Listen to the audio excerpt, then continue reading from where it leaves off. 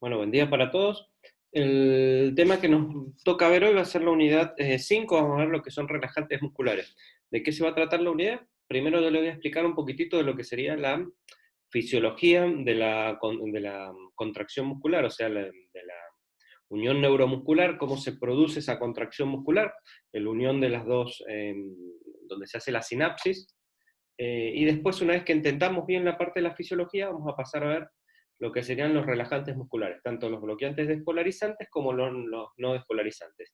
Y después vamos a hablar un poco de lo que son, un poquito de lo que son las anticolinesterazas. De eso nos vamos a dedicar el capítulo de hoy, que sería la unidad 5. Después nos va a quedar las 6 y las 7, y bueno, ya con eso tenemos el programa, o sea, quedamos bien.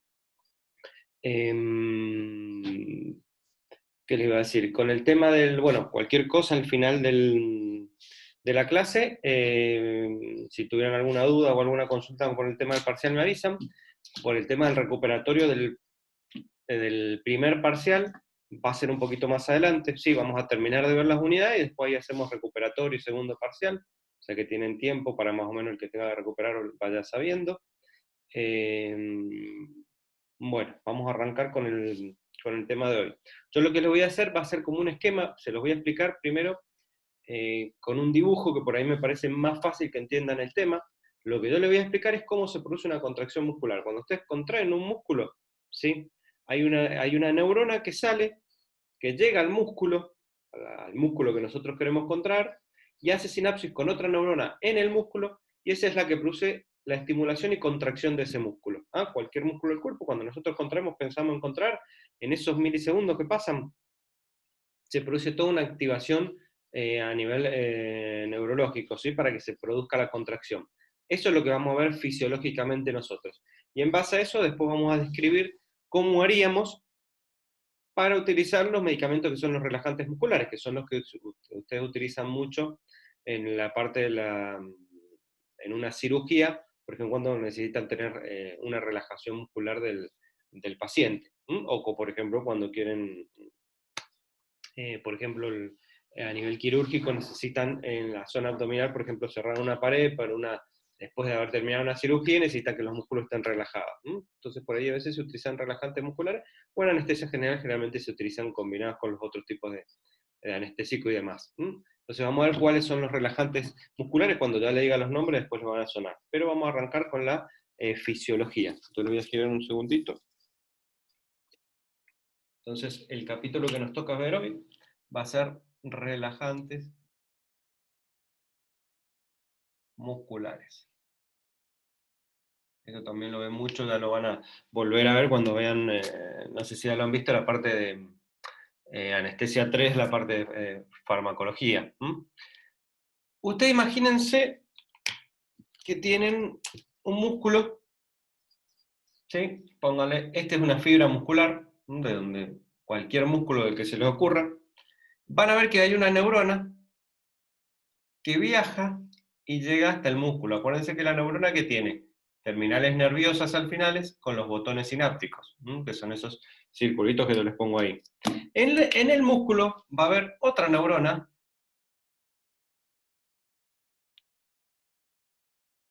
que va a hacer sinapsis con la primera neurona, y eso va a hacer que se despolarice y esta estimula al músculo y produzca la contracción muscular. Eso es lo que vamos a ver nosotros. ¿Qué es lo que pasa? ¿Qué es lo que libera la primera neurona? Que pasa a la segunda neurona y produce la contracción muscular. Eso sería la fisiología de la unión neuromuscular. Si nosotros tenemos que hacer un dibujo de... Vamos a borrar un poquitito acá para que... Pónganle que venga por acá la neurona. Si tenemos que hacer un dibujo de esta parte que está acá, van a ver que van a tomar la primer botón sináptico, este que está acá, y el segundo botón sináptico, que es el que está acá. O sea, este dibujo que está acá, ¿sí? Yo se los voy a borrar esto para que no se confundan. Sería, dijimos, la primera neurona con sus botones sinápticos, hace sinapsis con la segunda neurona con sus botones sinápticos, ¿en dónde? En el músculo. Esto que está acá, este sería este, y este sería este. ¿Sí? Este es el botón sináptico de la neurona, ¿sí? Que llega al músculo, y este es el botón sináptico de la neurona que está en el músculo. ¿Por qué se los hago en este dibujo? Porque así lo van a ver en la mayoría de los libros. ¿Sí? Y en realidad es el botón sináptico de la primera con la segunda, en donde se hace la sinapsis y la unión, ¿sí? O el espacio entre las dos botones sinápticos. ¿Qué es lo que pasa normalmente? Viene una despolarización de la neurona y llega a la terminal o al botón sináptico, y ahí por una entrada masiva de calcio, lo que va a hacer es que hay unas vesículas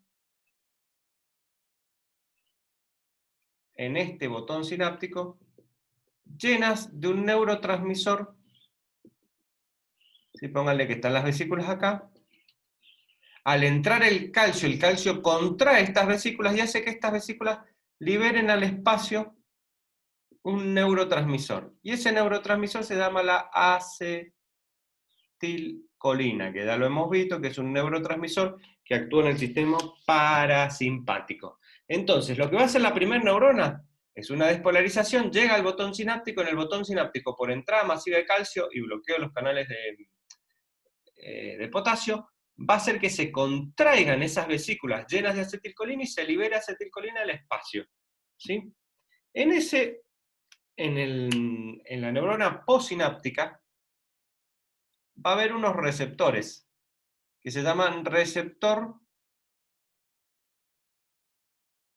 nicotínico. ¿Sí? Sobre este receptor nicotínico es donde va a ir y se va a unir la acetilcolina. Entonces, esta acetilcolina libre va a venir una, ¿vale? Y se va a unir al receptor. ¿Sí? Se unen a varios receptores. Y esta unión al receptor va a desencadenar una serie de acontecimientos que lo que va a dar como producto final es el aumento de calcio en la segunda neurona, y por lo tanto ese calcio va a contraer las fibras musculares de donde esté la neurona y va a producir la contracción muscular. Entonces, la contracción muscular, lo que va a intervenir va a ser la acetilcolina, liberada de sus vesículas, y el receptor nicotínico, que es al cual se va a unir. Al unirse la acetilcolina y el receptor nicotínico, va a hacer que esta neurona produzca la contracción muscular, dependiendo del músculo en donde se encuentre. ¿Sí? Eso es lo que sería la fisiología de la unión neuromuscular. Parte de esa acetilcolina que queda libre es captada, la que no se utiliza, es captada por una enzima que se llama acetilcolinesterasa. Entonces, parte de la acetilcolina es captada por una enzima que se llama acetilcolinesterasa, que va a degradar esa acetilcolina, y la va a degradar a colina y ácido acético. Y este ácido acético vuelve a formar acetilcolina por otra enzima, y la colina es degradada. O sea, saca la acetilcolina que quedó libre en el espacio y la degrada o la reutiliza. Eso es lo que se haría dentro de la fisiología de la unión neuromuscular. Entonces volvemos a repetir. Nosotros pensamos, se produce una despolarización de la primera neurona que hace que entre masiva, produce una serie de acontecimientos que hace que aumente el calcio como final de ese acontecimiento y libera acetilcolina al espacio, que se encuentra la acetilcolina en las vesículas almacenadas. Al liberar la acetilcolina, se une a su receptor nicotínico en la segunda neurona, ¿sí? Y lo que va a hacer es también generar una serie de acontecimientos con la entrada masiva de calcio como producto final y contracción muscular. Parte de la acetilcolina que no se utilizó, a través de la acetilcolinesterasa, es transformada a colina, degradada, o transformada a ácido acético, que se puede volver por otra enzima, reutilizar y transformar en acetilcolina de vuelta, y almacenarse en las vesículas. Eso es lo que hace la fisiología de la unión neuromuscular, o cómo se produce una contracción muscular. En base a esto que nosotros tenemos acá, vamos a ver cómo actúan los medicamentos, ¿sí? Que vamos a ver hoy. que serían los bloqueantes despolarizantes y los bloqueantes no despolarizantes y las anticolinesterasas, ¿sí? Yo primero necesito que me digan si se entiende bien lo que sería la fisiología esta de la unión neuromuscular, porque entendiendo bien este concepto, ahí van a captar bien cuando hablemos de los fármacos. Entonces, acuérdense, viene la primera neurona, lo que va a hacer la primera neurona es liberar la acetilcolina al espacio. Esa acetilcolina se va a unir a un receptor que se encuentra. Y al unirse a un receptor que se encuentra, lo que va a hacer es producir la contracción muscular. Esta se llama acetilcolina en neurotransmisor y el receptor nicotínico. Parte de la que quede libre, viene una enzima que es la acetilcolinesterasa y la va a degradar o reutilizar. Eso es lo que pasaría en conclusión en la fisiología de la unión neuromuscular o la contracción muscular. Cuando nosotros pensamos en contraer el músculo que sea, se va a producir esto. ¿Sí? Eso sería lo primero que necesito que entiendan. ¿Vamos bien? ¿Quieren que se los vuelva a repetir? Si no, pasamos a ver, vamos a hablar un poquitito de lo que sería la toxina botulínica y después pasamos a hablar de los fármacos. Bien. Bueno, cualquier cosa me van diciendo. Bueno, en base a esto, hay algo que yo les quiero repetir antes de arrancar con los fármacos, que era cuando nosotros vimos, si se acuerdan en el semestre pasado, microbiología, ¿se acuerdan cuando hablamos de las bacterias? Había una bacteria que se llamaba Clostridium botulinum, que producía el botulismo. Y el botulismo era una enfermedad que lo que venía en las conservas, que estaban en mal estado, ¿sí? Que podía llegar a ser hasta mortal si uno no le daba la antitoxina. ¿Y qué es lo que generaba, o qué es lo que hace esta toxina botulínica? ¿Por qué se lo agrego acá? Lo que va a hacer la toxina botulínica es no permitir que se libere la acetilcolina de sus vesículas. Así actúa la toxina botulínica. Entonces, si nosotros tenemos la acetilcolina en las vesículas y no permitimos que se contraigan y que se liberen, si no se libera esa acetilcolina, no se puede unir al receptor nicotínico y no produce una contracción muscular. Entonces, ¿qué es lo que va a generar si no produce una contracción muscular? Una debilidad muscular. Entonces el paciente con la toxina botulínica, ¿qué es lo que va teniendo? Debilidad muscular de periférica hasta central, hasta que ya tiene debilidad muscular de los músculos respiratorios y demás, y el paciente se muere si no se trata. Ahora, en medicina, tiene una utilización esa toxina, o ese efecto que produce la toxina de no liberar la acetilcolina. Y el efecto que tiene generalmente se utiliza mucho para las patologías por ahí neurológicas o para lo que es la espasticidad. ¿Y qué sería la espasticidad? La espasticidad es la contracción muscular sostenida. Cuando uno por ahí tiene algún trastorno neurológico, puede tener una contracción muscular sostenida de un músculo y una atrofia de otro músculo que lo lleva a tener una posición alterada de algún músculo o principalmente a veces de los miembros. Vieron, por ejemplo, que un paciente después, por ejemplo, que tiene una ACV, por ahí puede quedar, o alguna otra patología neurológica, con una mano tipo garra, que se les dobla, o por ahí con el bracito doblado, ¿sí? O con el pie y demás. ¿Sí? ¿Por qué es esto? El problema que hay cuando las neuronas que inervan los músculos, pónganle que viene el cerebro, una deja de inervar y la otra está hiperestimulada. Entonces, ¿qué pasa? Una neurona, por ejemplo, la que contraía este músculo de acá está atrofiada, y la que contrae este músculo de acá, de arriba, ¿sí? Póngale la parte de arriba de la mano, está hiperestimulada, o muy contraída, y de acá atrófica, no contraída. Entonces, ¿qué pasa? Yo para tener la mano así que tengo que tener contraído un músculo y relajado el otro, agonistas con antagonistas. Si yo tengo mucho de uno y nada del otro, tiende a doblarse la mano y queda doblada. Lo mismo que con el brazo, ¿sí? Hay estimulación de una parte y atrofia de la otra. Entonces, ¿qué es lo que se hace normalmente? En esos casos se puede colocar en esos músculos la toxina botulínica. Entonces, ¿qué va a hacer la toxina? En el músculo que está hipercontraído, no lo va a relajar porque no puede entrar la acetilcolina, entonces va a ceder un poco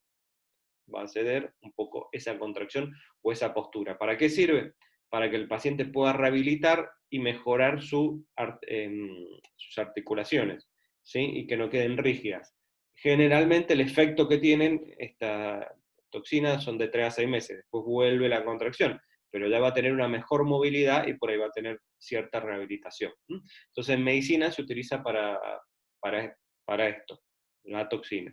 Entonces, cuando ustedes acuérdense de la toxina, ¿qué es lo que hace? ¿Por qué? Porque no deja que se libere la acetilcolina, entonces produce relajación que el paciente se puede morir, y después médicamente se utiliza en ampollas en lugares determinados para relajar músculos que están hipercontraídos por una patología neurológica. También se utiliza por ahí lo han escuchado en medicina estética, por ahí. Vieron que se colocan las ampollas de Botox, a veces en cirugía estética. ¿Cuál es el fundamento de esto? Ustedes, por ejemplo, piensen en las arrugas. Ponce que ¿sí? Ciñan la frente, ¿sí? ¿Qué pasa? Se les arruga si usted aprieta mucho acá. ¿Qué es lo que están haciendo? Contrayendo el músculo, entonces aparecen arrugas. Con la edad van apareciendo esas arrugas, ¿sí? Por contracción de esos músculos. Entonces, ¿qué es lo que se hace? Se ponen botox, entonces donde está contraído el músculo se relaja, entonces esto está estiradito, ¿sí? Sin arrugas. Eso es lo que tiende a pasar. Dura tras 6 meses, y se va poniendo cada 6 meses, pónganle que lo hacen. Ahora, ¿cuál es el riesgo de utilizar el botox? Vamos para el otro lado, porque no es 100% bueno. ¿Qué pasa? Un músculo que ustedes lo dejan de usar, ¿qué pasa? En desuso se atrofia. Atrofia, sí, se achica, se atrofia y deja de funcionar. Entonces llevan un músculo a la atrofia. Se utiliza mucho esto, que no es bueno. Por eso por ahí las pacientes que utilizan mucho botox, llega un momento que le queda todo estirado sin cero arrugas, le cambia la cara porque ya no puede contraer los músculos, se empieza a perder parte de la expresividad facial, ¿sí? Porque ya no los puede contraer, los tiene atrofiados. Entonces acuérdense que se puede utilizar para medicina estética, se puede utilizar para la parte neurológica, y en caso que sea producto de una bacteria, en gran cantidad lo que puede llegar a producir es la muerte por una relajación de todos los músculos, que empieza la parte periférica central. ¿Y cómo hace todo esto? Porque no deja que salga la acetilcolina de sus vesículas. Si yo, la toxina, lo que va a hacer, la toxina botulínica, es no permitir que se libere la acetilcolina. Por lo tanto, queda acá la acetilcolina y no puede producir todo el producto y producir la contracción muscular. Eso es lo que haría la toxina botulínica, ¿sí? Ahora lo que vamos a ver es cómo actuarían o qué es lo que harían los relajantes musculares. Y vamos a ver dos tipos. ¿Se entiende lo de la toxina? Si quieren ir preguntando algo, me lo van mandando por mensaje o habilitan el micrófono, ¿sí?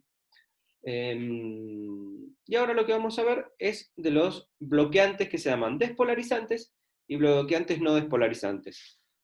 Primero se lo digo vía oral, o sea, se los hablo, después se los explico en el esquema y después lo vemos como cuadrito. Así ya les va a quedar. Dentro de los bloqueantes despolarizantes y bloqueantes no despolarizantes, ¿sí? Tenemos, dentro de los bloqueantes, piensen ustedes, bloqueantes no despolarizantes, se refiere que son medicamentos o fármacos que no van a permitir la despolarización de la segunda neurona. Dentro de esto tenemos los más comunes, por ejemplo, el atracurio y el pancuronio. Al no permitir que se despolarice la segunda neurona, ¿cómo es que actuaría? Bueno, sería un antagonista competitivo, ¿sí? Porque compite, del receptor nicotínico. O sea, venía la acetilcolina, se unía a su receptor y producía la contracción. Ahora, cuando venga la acetilcolina, va a haber otro medicamento que le esté ocupando, que en este caso es el atracurio y el pancuronio, entonces no va a poder actuar. Mientras esté el atracurio y el pancuronio acá, no va a poder contraerse el músculo, por eso se produce relajación muscular, porque bloquea el receptor nicotínico. La diferencia es que bloqueantes despolarizantes son competitivos. Si yo tengo mucho estímulo de acetilcolina, me lo va a desplazar y va a poder producir la contracción. ¿Y por qué es esto? Porque cuando yo quiera revertir un bloqueo, voy a utilizar un tipo de medicamento como es la anticolinesterasa que vamos a ver ahora. Porque, por ejemplo, imagínense que está en una cirugía, le colocaron un relajante muscular y la cirugía terminó, y el relajante muscular por ahí dura 60 minutos, 40, y le quedan 30 minutos con el paciente relajado, no van a esperar esos 30 minutos si la cirugía terminó, ¿sí? Entonces le tienen que revertir ese bloqueo para poder despertar al paciente, ¿sí? O para poder terminar la cirugía. En ese caso se utiliza un un medicamento que revierte el bloqueo. Entonces, vamos primero. Estos dos medicamentos bloquean el receptor nicotínico. Ahora tenemos otros que se llaman bloqueantes despolarizantes. O sea, lo que van a hacer es despolarizar la membrana. O sea, estimular el receptor. ¿Sí? En este caso tenemos la succinilcolina. Y lo que va a hacer la succinilcolina es un agonista no competitivo, o sea, lo contrario del otro. El otro era antagonista, este es agonista. El otro era competitivo, este es no competitivo. Antagonista no competitivo del receptor nicotínico. Entonces ustedes me dirán, pero si lo que hace es estimular el receptor, lo que va a producir es una contracción muscular, porque el receptor, la acetilcolina, unirse al receptor, produce contracción muscular. Si yo tengo un fármaco que hace lo mismo que acetilcolina y se une al receptor, va a producir una contracción muscular. Y es así. Pero ¿cuál sería el efecto que produce?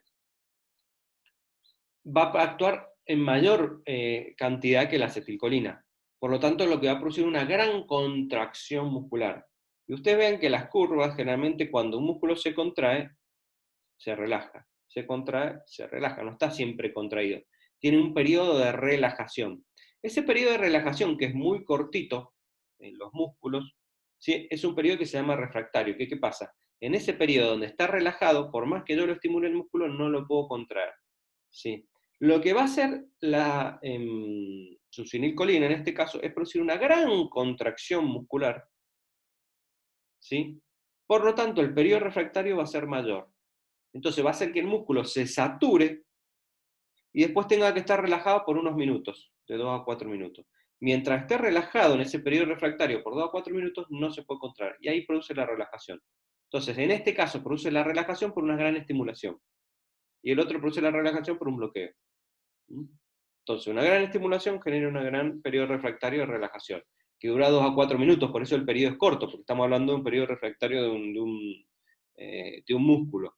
Entonces, eso es lo que haría. Uno es bloqueando y el otro estimulando. Por eso uno se llama bloqueante no despolarizante y otro se llama bloqueante despolarizante. Porque uno no despolariza la membrana y otro la despolariza, pero en más para generar un mayor periodo de relajación del músculo. Esos serían los dos tipos de relajantes musculares que pueden utilizar. Ya vamos a ver cuáles son los efectos adversos, contraindicación y demás. Y después tenemos un tercer grupo de fármacos que son los que se llaman las anticolinesterasas. ¿Y qué serían las anticolinesterasas? Nosotros vimos que hay una enzima que se llama acetilcolinesterasa, que ¿qué hacía? Captaba la acetilcolina y la degradaba o reutilizaba. Si yo inhibo esta enzima, no dejo que pueda actuar esta enzima anticolinesterasa, un medicamento que bloquea la enzima, lo que voy a hacer es que esa acetilcolina que quede libre. O sea, hago que aumente la cantidad de acetilcolina en el espacio. Por lo tanto, voy a aumentar lo que se llama la transmisión colinérgica. ¿Sí? Acuérdense que el colinérgico era el parasimpático, se aumenta el neurotransmisor de acetilcolina. Por lo tanto, cuando tengo mucha cantidad de acetilcolina, ¿qué va a pasar? Si yo tengo un fármaco como un bloqueante, como el atracurio, que está bloqueando el receptor nicotínico, por mayor cantidad del agonista lo voy a desplazar. Entonces, justamente cuando yo le doy este tipo de fármaco que me inhibe la enzima, lo que hago es aumentar la transmisión colinérgica y poder revertir el efecto del bloqueo. Solamente de los no despolarizantes, ¿sí? Porque el otro es no competitivo. Ahora, al aumentar la cantidad de acetilcolina, lo que voy a producir es mucho efecto parasimpático. ¿Sí? Pues acuérdense el parasimpático que vimos en la otra clase, que en cada órgano va a producir mucho efecto, baja frecuencia cardíaca en el corazón, o sea que puede haber bradicardia, aumento del peristaltismo, todos los efectos que vamos a ver. Entonces, si yo quiero contrarrestar estos efectos, ¿sí? Que no se me produzcan todos estos efectos, muchas veces se da una anticolinesterasa con la atropina, que fue el que vimos en la clase pasada. Que la atropina, ¿qué hacía? Bloqueaba el parasimpático. ¿Y este qué hace? Y estimula. Entonces sirve para contrarrestar los efectos adversos de un anticolinesterasa, la atropina. Claro, cuando lo veamos en el cuadrito lo van a terminar de entender. ¿Sí? Entonces, les voy a girar para que entiendan esto que le acabo de decir. Entonces dijimos nosotros que teníamos tres tipos de fármacos. La toxina botulinénica ya dijimos dónde actúa, acá. Después tenemos un tipo de fármaco que se llama los bloqueantes no despolarizantes, como puede ser el atracurio. ¿Dónde va a actuar? Acá. lo que va a hacer es bloquear este receptor, o sea, se va a bloquear acá el atracurio, ¿sí? O el pancuronio, pónganle. Entonces, cuando la acetilcolina quiera venir y unirse, no va a poder porque va a estar bloqueado el receptor, por lo tanto, no va a producir contracción, por lo tanto, el paciente va a estar relajado. Entonces, es un antagonista competitivo del receptor nicotínico de acetilcolina. Ese es el mecanismo de acción de los bloqueantes no despolarizantes. Después tenemos los bloqueantes despolarizantes, como puede ser la succinilcolina. ¿Qué es lo que van a hacer? El bloqueante despolarizante va a ir a unirse al receptor, póngale la succinilcolina, y va a producir un mayor, ¿sí?, contracción muscular. Por lo tanto, si produce mayor contracción muscular, va a tener un periodo refractario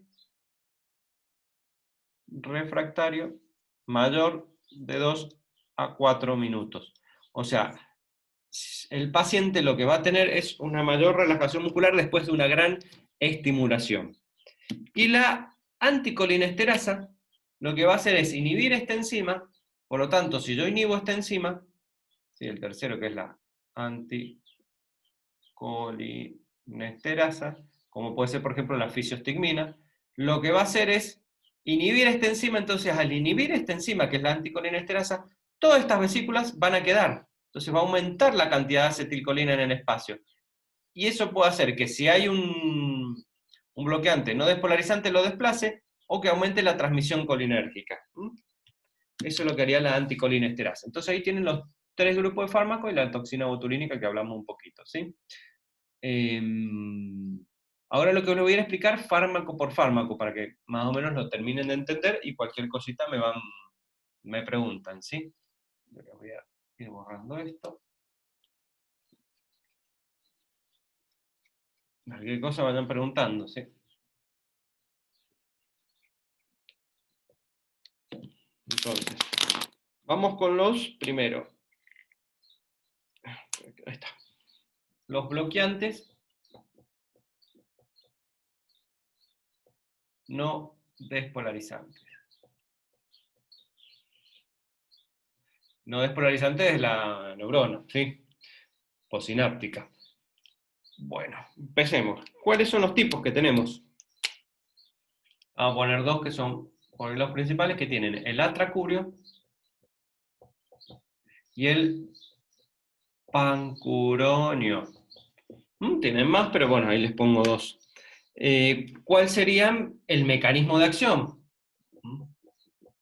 Es un antagonista, antagonista competitivo del receptor nicotínico de acetilcolina. Entonces acuérdense que es lo principal. Entonces, un antagonista competitivo del receptor nicotínico de acetilcolina en la unión neuromuscular, o en la neurona posináptica, ¿sí? Vía de administración, todo esto van a ser vías de administración endovenosa, ¿sí? ¿Qué efectos adversos pueden tener, sí? Y acá generalmente los principales pueden ser la taquicardia, que sería el aumento de frecuencia cardíaca por encima de 90, la hipertensión. A veces se lo ha asociado por ahí a efectos con la histamina, por lo tanto puede producir en algunos casos hipotensión, pero es más raro, a veces el atracurio, pero más que nada taquicardia e hipertensión, y también puede tener lo que es la debilidad muscular, que es una debilidad muscular. Y está contraindicado, principalmente cuando hay alergia al fármaco, en una falla renal, ¿sí? Entonces, acá tenemos el primero. Tipos, atracurio pancuronio, mecanismo de acción antagonista competitivo del receptor nicotínico de acetilcolina, vía de administración endovenosa, efecto adverso, bueno, taquicardia, hipertensión, debilidad muscular, contraindicado en alergia y falla renal. ¿Sí? Lo que me interesa es que entiendan bien cómo actúan. Esto es lo que más me interesa del fármaco, ¿sí? Más allá que haya que saber todo, pero eso es lo principal, que entiendan en base al dibujo que yo les dice cómo actuarían, ¿sí? Seguimos al otro. Bueno, vamos a ver con el que sigue, que serían los bloqueantes despolarizantes.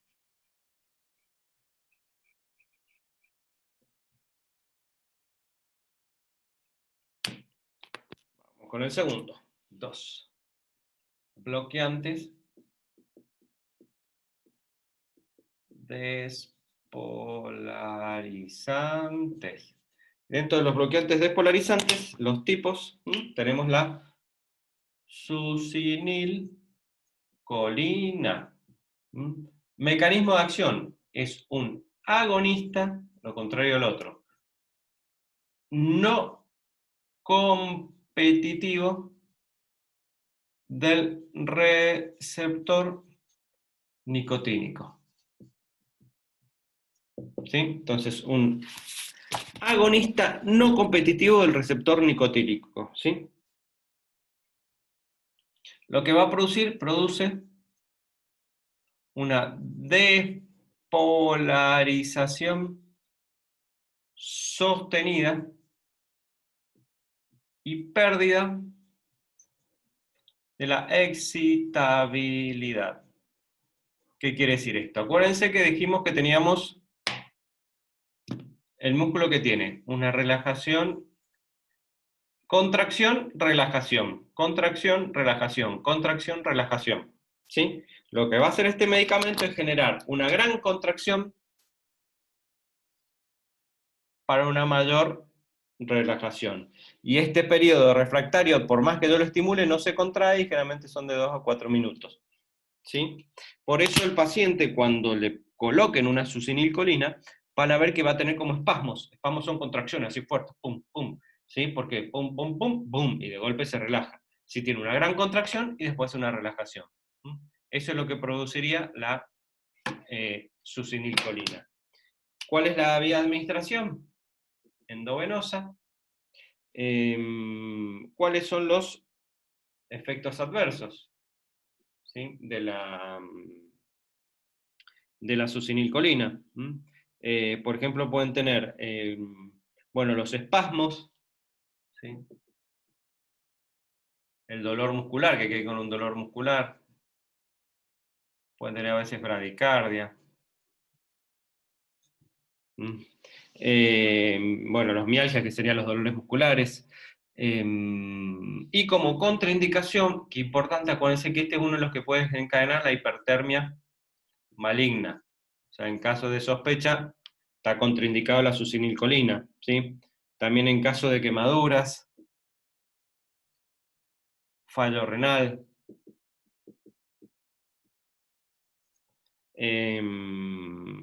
hipertensión ocular y demás. Pero bueno, que se aprendan esto estamos. Lo que más me interesa a mí es que se aprendan bien cómo actúan, ¿sí? Que estimulen más, por eso produce una relajación. Una gran estimulación, por eso produce una saturación del músculo y después se relaja. Que sería la succinilcolina, ¿sí? Y el tercer grupo de fármacos son los anticolinesterazas. ¿En qué borra acá? Bueno, hay cosas me andan preguntando, ¿sí? Ahí está. Bueno, el tercer grupo que son los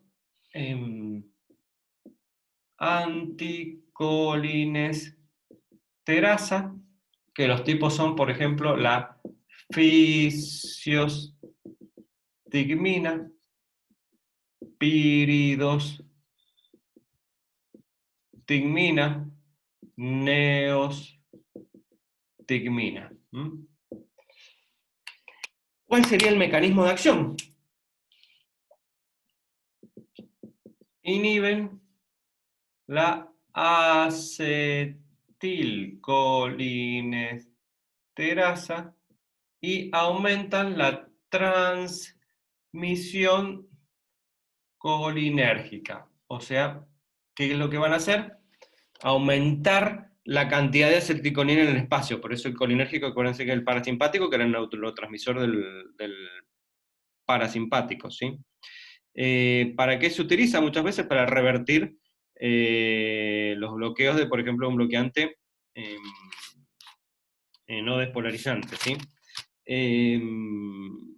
¿Cuáles serían? Bueno, la vía de administración endovenosa, los efectos adversos. Y los efectos adversos van a ser todos los del parasimpático, si se acuerdan en la clase pasada. Por ejemplo, a nivel del parasimpático, ¿qué es lo que produce a nivel del aparato intestinal? Aumenta el peristaltismo. ¿Qué es lo que producía a nivel del corazón? Por ejemplo, disminución de la frecuencia cardíaca, o sea, bradicardia. ¿Qué es lo que producía, por ejemplo, a nivel de las glándulas salivares? Aumento de la salivación y el sudor. ¿Qué es lo que producía, por ejemplo, a nivel pulmonar? Broncoespasmo. Y pueden ir aparato por aparato viendo lo que produce. Y las contraindicaciones, ¿en qué caso estaría contraindicado? Por ejemplo, si produce aumento del peristaltismo, estaría contraindicado en una obstrucción intestinal. Si produce bradicardia, bueno, en una disminución de la frecuencia cardíaca o en una bradicardia estaría contraindicado. En un asma estaría contraindicado por el broncoespasmo. En alergias y demás. Ahora, cuando el paciente, por ejemplo, si yo le digo cuál sería la indicación para revertir el bloqueo de un bloqueante, no, para revertir el bloqueo, por ejemplo, un bloqueante despolarizante como por ejemplo el atracurio o el pancuronio, póngale. Entonces, si yo este medicamento lo utilizo para revertir, ¿sí?, un bloqueo, voy a revertir el bloqueo, pero me va a producir todos estos efectos adversos. Fíjense que se producen muchos efectos adversos porque actúa sobre el parasimpático. Entonces, para que me revierta el bloqueo, pero para que no me produzca todos estos efectos adversos en el paciente, yo le puedo dar combinado con un medicamento que haga lo contrario, que produzca los efectos adversos contrarios, que sería el atracurio. Perdón, la atropina, que lo vimos en la clase pasada. Y la atropina, que era un anticolinérgico, o sea, bloqueaba los efectos adversos colinérgicos, ¿sí? ¿Y este qué hace? Produce los efectos adversos colinérgicos. Entonces se bloquean, uno aumenta el peristaltismo y otro disminuye. Uno produce bradicardia y otro aumento de frecuencia cardíaca. Uno produce aumento de salivación, otro disminución. Uno produce broncoespasmo, otro broncodilatación. Entonces se contrarrestan y así tiene muy pocos o nada de efectos adversos el paciente al colocar estos medicamentos, ¿sí? Ese es el objetivo, a veces de dar también la atropina como premedicación, para que tengan en cuenta. Entonces este sería el otro, que sería la anticolinesterasa, ¿sí? Entonces nosotros ya vimos los 3 tipos de fármacos. No sé si de esto quieren preguntar algo, si no vemos un segundito el práctico. Bueno, les leo un segundo el práctico de relajantes musculares, como para cerrar el tema. Y para que tengan idea, ya les digo más o menos cómo son las preguntas. Explique o dibuje la fisiología de la unión neuromuscular, ¿sí? Yo lo que les puedo preguntar es que me expliquen un poco. Entonces usted me va a decir, bueno, la unión neuromuscular se va a liberar acetilcolina por unas vesículas que se va a unir a su receptor nicotínico en la neurona posináptica y esto va a producir la contracción muscular. Y va a haber una enzima, que es la acetilcolinesterasa, que la acetilcolina que queda libre la degrada y la reutiliza, ¿sí?, transformándola de vuelta en acetilcolina. Explique cómo actúa la toxina botulínica y para qué se utiliza. La toxina botulínica inhibe la liberación de acetilcolina de las vesículas. ¿Para qué se utiliza en medicina? Por ejemplo, para la espasticidad. Atracurio y pancuronio, bueno, ya vimos cuál es el mecanismo de acción. Sí, es un antagonista no competitivo, del receptor nicotínico, sea por vía endovenosa. Duración va a depender, si hay algunos que duran 20-40, 40-60, 60-80. Yo les puse la duración, igual es algo que no les voy a preguntar, pero ustedes después lo van a tener que aprender para anestesia. Los efectos adversos, bueno, como hablamos, los que hablamos recién, igual que las contraindicaciones, y acá le agrega lo que es la eliminación, que la eliminación, acuérdense que el atracurio, por ejemplo, se elimina a través en el plasma, y el pancuronio por vía renal. Mencione los bloqueantes despolarizantes, indica el mecanismo de acción. Bloqueantes despolarizantes, la sucinicolina, y es un agonista no competitivo del receptor nicotínico. Y los anticolinesterasas, ejemplo y mecanismo de acción, ejemplos, por ejemplo, la fisiostigmina y mecanismo de acción, inhiben la acetilcolinesterasa, por eso aumenta la transmisión colinérgica. Por eso se pueden dar un anticolinérgico para bloquearlo, que puede ser como, por ejemplo, la atropina. Estos serían los medicamentos que vamos, los 3 medicamentos que vamos a ver hoy. ¿Cómo se pregunta esto? Yo le voy a preguntar que me hablen de los bloqueantes, usted me habla de los bloqueantes polarizantes y no despolarizantes, con su mecanismo de acción y demás. O le puedo preguntar, dígame la fisiostigmina qué es, y ustedes me van a decir que es una anticolinesterasa, qué nivel enzima, y para qué se utiliza. O sea, estos 3 fármacos son los que debemos preguntar. Por ahí esto es una unidad más corta, pero esta es una de las unidades por ahí que muchos no solo se preguntan en fármaco ahora conmigo, sino la van a ver mucho, se la van a preguntar mucho en anestesia, en las materias de anestesia. Así que estas véanla bien y aprendanla bien. Bueno, cerrando, nos queda sistema nervioso, unidad 6, que es sistema nervioso central para la próxima clase, que ahí vamos a ver las benzodiazepinas y los antieméticos, y la unidad 7, que es endocrino, ahí vamos a ver los medicamentos para el hiper e hipotiroidismo y los medicamentos para diabetes e hipoglucemia, o sea, la insulina, los hipoglucemiantes y el glucagón, que es para un coma hipoglucémico. Con eso terminaríamos el programa, bueno, y ahí una vez que terminemos, de ahí nos dedicamos a recuperarse el primer parcial, a hacer segundo parcial y a recuperar el segundo parcial, y global y demás. O sea que seguimos la clase que viene con la unidad de sistema nervioso central. Cualquier consulta, duda, acuérdense que tienen el grupo, bueno, si tienen alguna consulta de algo, los escucho. Te voy borrando el pizarrón.